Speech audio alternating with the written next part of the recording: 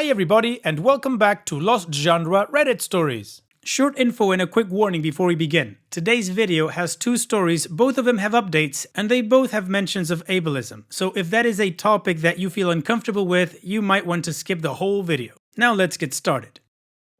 This post is from the subreddit Am I the A-hole, and it's by user CurrentMaze07. Am I the a-hole for refusing to make my house wheelchair accessible? My 22 female cousin, 24 male, is getting married next week. He proposed to his girlfriend, 25 female, on Wednesday and wants to get married by next Saturday. They want to hold the ceremony at our grandparents' house, for which I have a legal inheritance of. I have no objections to them wanting to get married there or anything. Also, there is no reason to technically rush the wedding, but they say they are in a very happy place and want to be married as soon as possible. Well, whatever floats their boat. They want to hold the ceremony in the backyard where there's this platform of sorts where they want the wedding party to sit during the reception. The thing is, one of the bridesmaids, 24 or 25 female, is a wheelchair user, and so they wanted to add a ramp to the platform. Now, the conflict is, they asked me to get a ramp there. I've talked to the contractor who has done most of the furniture and stuff in that house, and he says he can only get to it next month, that he's busy with some personal affairs. I told my cousin this, and he and his fiancée are very mad at me when I refused to hire a different contractor or get quick work done. I have offered to attach a temporary ramp, the detachable kind which I could rent from a nearby shop, instead. The bridesmaid is refusing this, saying she deserves a better accommodative and accepting facility. The thing to be noted is that my cousin doesn't want to pay for a ramp construction since it's not his house and doesn't even want to pay any percentage of renting a ramp. Also, the rest of the house is wheelchair accessible since my grandma needed it, including the washrooms. It's only this platform that for some reason doesn't have a ramp. It only has stairs.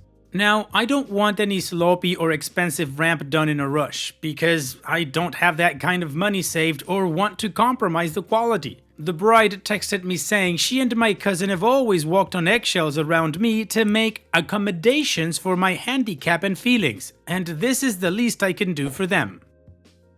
For reference, my handicap is my autism. It's never occurred to me that it's a handicap or issue for people, at least my family, to be around me. When I talked to my parents about this, they were very angry at her and refused to attend a wedding where their kid was disrespected. When my aunt, the groom's mom, found out about this whole thing, she was red angry and said she might not attend the wedding also. Now the bride is calling me an ableist and instigator. I might be the a-hole for understanding what they have sacrificed all their life to be around me, so this was my chance to help them and I refused to accommodate. So am I the a-hole? What? No, OP, you are not the a-hole at all. I would say your cousin and his bride are the biggest a-holes here. I mean, you're doing them a favor. I'm assuming they're not gonna pay anything because it's like a family home or something and you're allowing them to use it as their wedding venue. And not only that, but they're insisting that you should pay for the ramp completely, considering you don't need it and it's not even your wedding. Are they also going to ask you to pay for the food, the band, and all of that other stuff? Tell them to go get bent.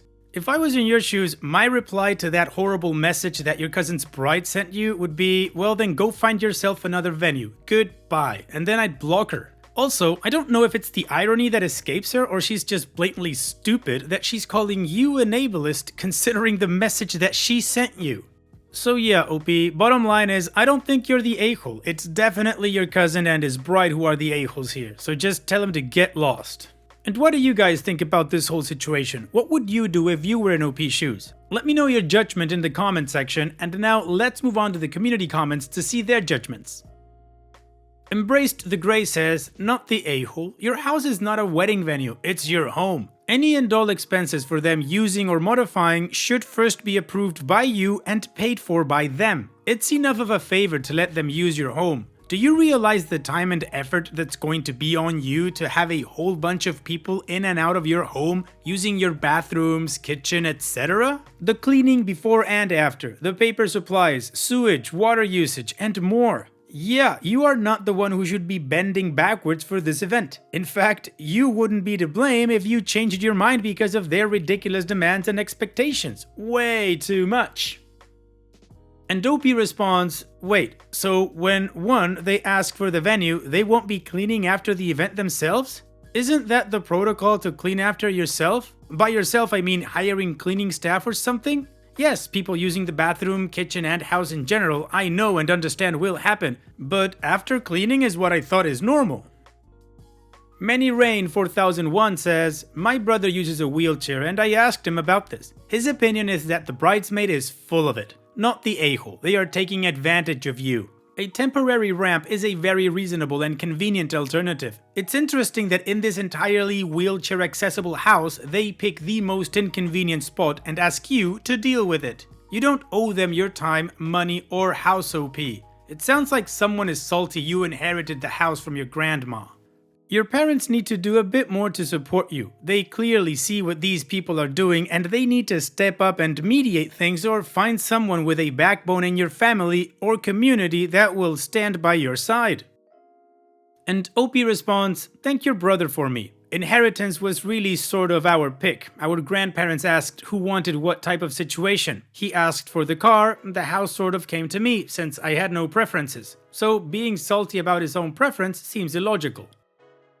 Dr. Tennis 13 says, why are you even considering spending money for a cousin's wedding at such short notice or at all? Are they paying for the use of your house? Or are they just so entitled that they feel the world should stop and cater to their wedding? Not the a-hole for any of this.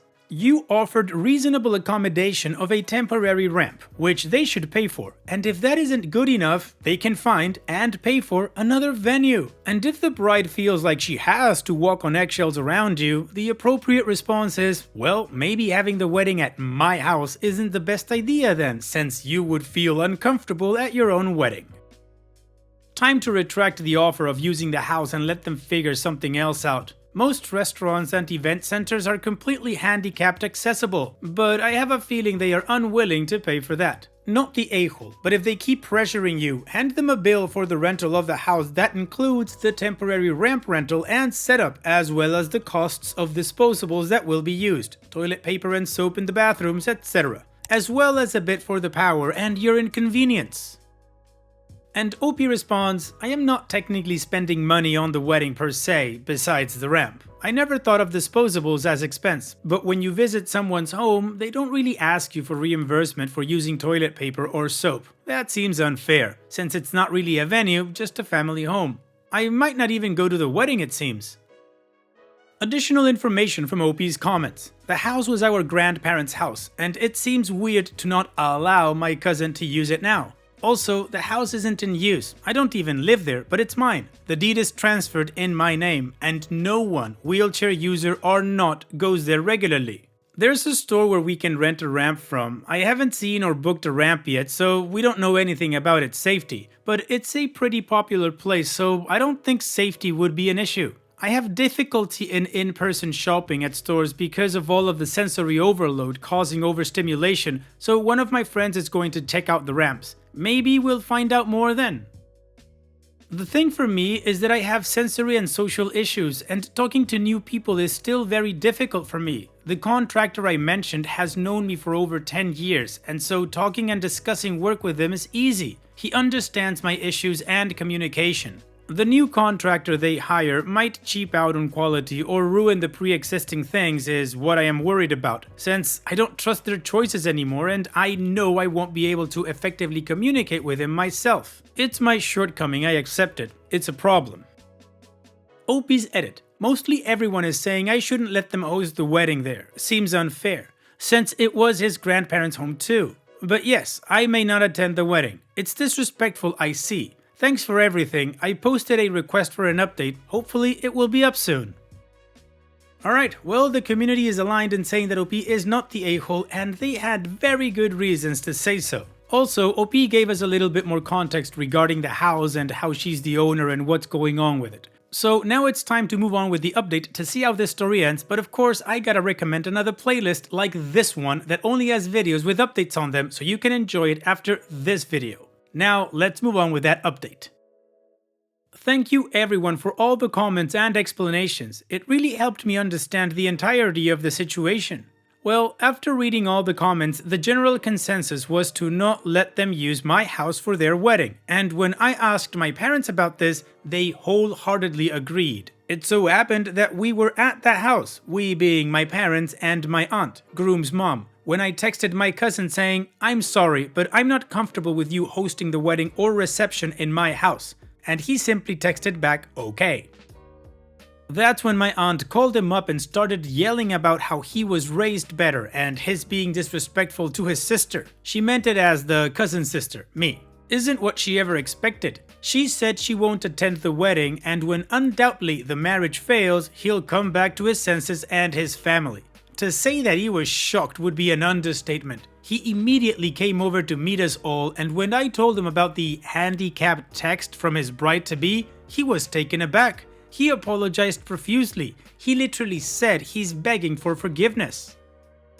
Yes, he was irrational about demanding the ramp, but the bridesmaid was emotionally manipulating him and blackmailing him a lot. The bridesmaid was playing a lot of sick mind games, the basic bitch move being she won't attend the wedding or won't let her best friend marry into an inconsiderate family, to the extreme being she'll get him fired under unfairness and discrimination case at their workplace. They work in the same company and he's her boss, technically.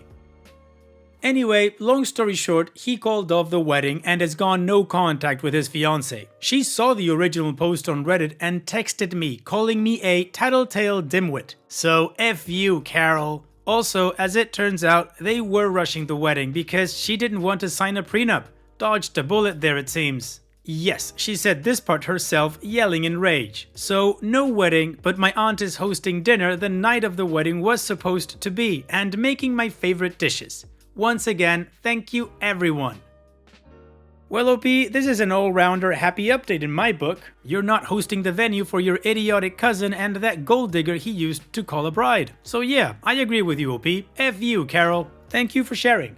And now, let's move on to the next post that, like I said in the beginning of the video, also has an update, and it's also from the same OP. And this post is also from the subreddit Am I the A-hole? Am I the a-hole for saying it's babysitting even if the baby is biologically mine? I, 22 female, donated my eggs 3 years ago to my friends Vic and Mel, 30 male and 32 male, since they wanted to have a baby. I wasn't the surrogate, but just the egg donor. Back then, they used to say how I'll be the coolest godmother or aunt to the baby and we'll be a big happy family, etc. Fast forward to when the baby was born. I only found out through social media posts, and when I congratulated them, they hesitantly said that since I'm the biological mother of the baby, my meeting the baby might hamper their bonding as parental figures, and so they didn't want me to meet him until he's at least 2 years old. Well, it's their kid and their call, so I never questioned it or argued about it.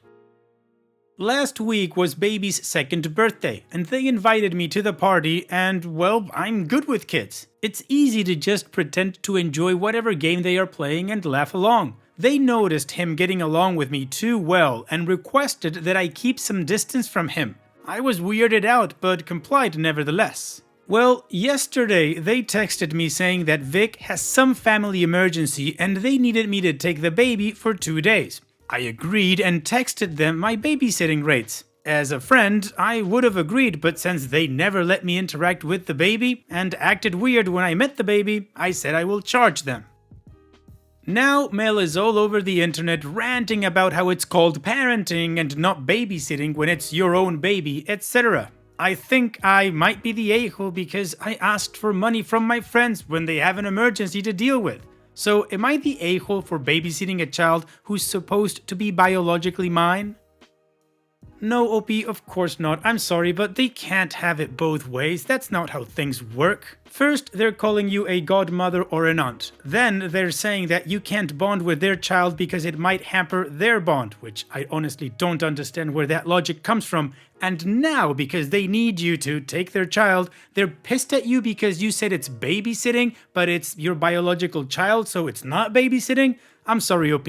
That's not your child. Your involvement ended when you donated your eggs. You didn't give birth to the baby, you're not raising the baby, heck, you have no contact with the baby whatsoever. So yeah, even if it is biologically linked to you, it is babysitting if they want you to take the child for 2 days while they go do whatever they need to do. So yeah, OP, not the a-hole. I honestly don't think these people are your friends and you should just let them handle it themselves. It's not your problem. And what do you guys think about this whole situation? What would you do if you were in OP's shoes? Let me know in the comment section, and now let's move on to the community comments to see what they said.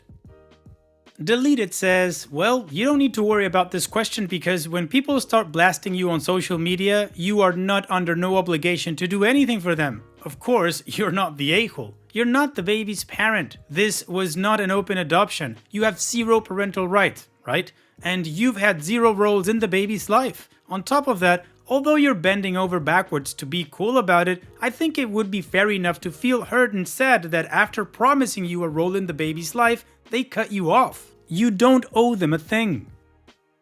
I'm not telling you that you should dump them. Because of the baby, this is not an average situation where friends suddenly reveal themselves to be jerks or immature or whatever is going on here. Whether you decide to have a relationship with them or not, you do not owe them a thing, and it is totally appropriate to ask for babysitting money. You're not a doormat to contact only when they need something. Harles Bronson says, not the a-hole. I would reevaluate the friendship. You did them this huge favor and instead of being grateful, they are punishing you by not letting you meet the baby for 2 years and getting upset when you interact with the baby. Guilt tripping you and blasting you on the internet is just the cherry on top. They don't seem to value you much as a person or have any respect for you. Their insecurities are unfounded. DNA doesn't make you bond to a child. Actively parenting and caring for them does. They can't simultaneously prevent you from being a part of the child's life and then be mad because you won't babysit a child they have made very clear isn't yours. They are total drama. Chelos 1542 says, not the a-hole. The baby doesn't even know you and is not going to like being dumped with a stranger for 2 days. You are not a parent. They have made it very clear that they find you to be a threat to their own bond with the baby and want you at a distance. They chose that and don't get to rant about it now when it's convenient to them to have you watch the kiddo, especially since after these 2 days you probably won't see the kid again. OP's edit. I just found out from a friend that the emergency is his sister's plans to have lip and cheek fillers, and he wants them to be there to emotionally support her. Well, the community absolutely agrees that OP is not the a-hole and that they are not OP's friends at all. And also, in OP's edit, we found out what the family emergency was, which makes them look more like a couple of jackasses. Well, they are. Anyways, let's move on to the update to see how this story ends. Firstly, thank you for the overwhelming response to the original post. I couldn't reply to comments and the awards, I don't know how they work, because, well, on the first day I was overwhelmed. I'm on the autism spectrum, and then things got legally messy, and on top of it all, they want me to donate them more eggs. So here's what happened. As a lot of people pointed out, I was too young to be an egg donor at 19. I even had to start hormonal preps at 18. I checked out with the doctor and she said it was fine, but it turned out that their lawyer, he's well known for a history of shady stuff, almost sued the clinic when they refused the procedure in the preliminary steps. Legally, I was ensured I'd be in the clear for not having the baby's custody. A lot of people said I should just fight for the baby's custody, but 1, I'm not ready to be a parent financially or emotionally, and 2, I don't want to do anything with that family anymore. Now on to the social media kerfuffle. When one of my friends saw Vic and Mel's social media posts about parenting, she took it upon herself to set the record straight about their awful audacity and parenting. Well, social media is obviously fickle, and soon people turned on them. I stopped receiving hate messages, so the legal issue was that they tried to sue me for defamation when they saw some TikTok and Reddit videos with my post, but thankfully their case got dismissed. And well, finally, their audacity was at its peak when they begged me for almost 2 weeks that I donate them eggs once more so their kid can have a biological sibling. Even after all the legal, social, and well, personal conflict, they asked for it again, saying how important it is for children to have siblings and that gay couples deserve to have a big biological family too. They called me everything from life-giving God to homophobic imbecile because of my autism. I refused firmly and filed for a restraining order. So that's all, folks. Oh wow, I was very short in my comment about them being a couple of jackasses. These two guys absolutely suck as human beings. Good for you, OP, for filing that restraining order. Hopefully that was the last you ever saw of them. So on that note, I'm just gonna say, OP, I wish you all the best in the future. Thank you so much for sharing. And that's it for today's video. Thank you so much for taking the time to watch it. Now, if you've gotten to this point in the video, I assume that you like these stories that I'm reading out, so here are a couple more that you might enjoy. And if you don't have any time to watch another story right now, save it for later, and also, don't forget to hit that subscribe button.